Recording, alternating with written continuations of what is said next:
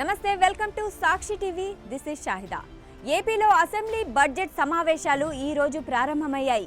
తొలి రోజు గవర్నర్ అబ్దుల్ నజీర్ ఉభయ సభలను ఉద్దేశించి ప్రసంగించారు. అయితే గవర్నర్ ప్రసంగంలో నిజాలు లేవని, కూటమి ప్రభుత్వం కావాలనే తప్పుడు విషయాలు చేర్చిందని వైఎస్ఆర్సీపీ నేతలు ఆరోపించారు. ప్రభుత్వ అరాచక పాలన, ప్రతిపక్ష నేతలపై జరుగుతున్న దాడులను సభ వేదికగా ఖండించారు. బడ్జెట్ సమావేశాల సందర్భంగా వైఎస్ఆర్సీపీ అధినేత వైఎస్ జగన్తో పాటు పార్టీ ఎమ్మెల్యేలు, ఎమ్మెల్సీలు అసెంబ్లీ బయట నిరసన చేపట్టారు. వైఎస్ఆర్సీపీకి ప్రధాన ప్రతిపక్ష హోదా ఇవ్వాలని ప్లకార్డులు పట్టుకొని డిమాండ్ చేశారు.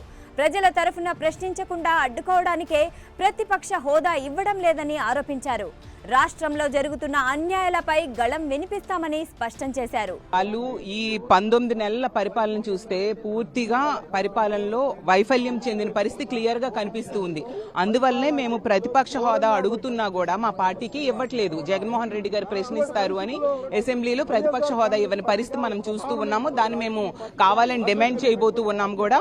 అలాగే తీసుకుంటే ఈ రోజు ఇచ్చిన ఏ ఒక్క హామీ కూడా అమలు చేయకుండా రైతుల్ని, మహిళల్ని, నిరుద్యోగుల్ని, అన్ని వర్గాల వాళ్ళని మోసం చేయడమే కాకుండా ఉద్యోగులు కూడా ఈ రోజు ఇబ్బందులు పెడుతూ ఉండే పరిస్థితి, ఏ ఒక్క హామీ నెరవేర్చని పరిస్థితి చూసాము. అలాగే ఈ రోజు మహిళలు ఎంత దారుణం అంటే మహిళల రక్షణ గాల్లో దీపంలో ఉండే పరిస్థితి మనం చూస్తూ ఉన్నాము. రైతులు ఈ రోజు ఆత్మహత్యలు చేసుకుంటూ ఉన్నారు. వాళ్ళకి పెట్టుబడి సాయం లేదు, అలాగే గిట్టుబాటు ధర లేని పరిస్థితి. అలాగే నిరుద్యోగులు కూడా ఆత్మహత్యలు చేసుకుంటూ ఉండే పరిస్థితికి ఈ రాష్ట్రం దిగజారింది. సభలో గవర్నర్ ప్రసంగంపై వైఎస్ఆర్సీపీ తీవ్ర అభ్యంతరం వ్యక్తం చేసింది. ప్రసంగంలో చెప్పిన విషయాలు వాస్తవాలకు దూరంగా ఉన్నాయని విమర్శించింది.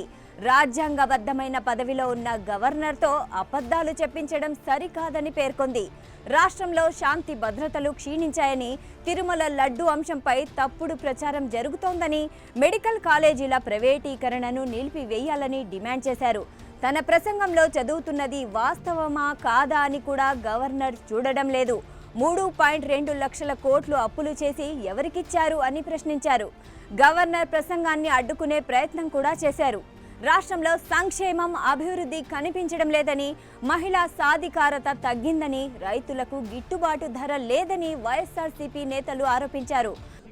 దేశానికి స్వాతంత్రం వచ్చిన తర్వాత ఆంధ్ర రాష్ట్రానికి సంబంధించి కూడా అనేక రాజకీయ పార్టీలు, అనేక మంది ముఖ్యమంత్రులుగా పనిచేసినటువంటి పరిస్థితులు కూడా ఉన్నాయి. కానీ ఇంతటి దౌర్భాగ్యమైనటువంటి పరిస్థితులు ఎప్పుడు కూడా చరిత్రలో మనం ఎప్పుడు కూడా చూడలే. ఇవాళ ఈ రాష్ట్రంలో జరుగుతుంది ప్రజా పరిపాలన జరగట్లా. ఈ రాష్ట్రంలో జరుగుతుంది కమిషన్ల కోసం ప్రభుత్వానికి సంబంధించినటువంటి భూములన్నీ కూడా అర్ధ పావులాకి ధారాదత్తం చేసే కార్యక్రమాలు ఒక పక్క జరుగుతూ ఉన్నాయి.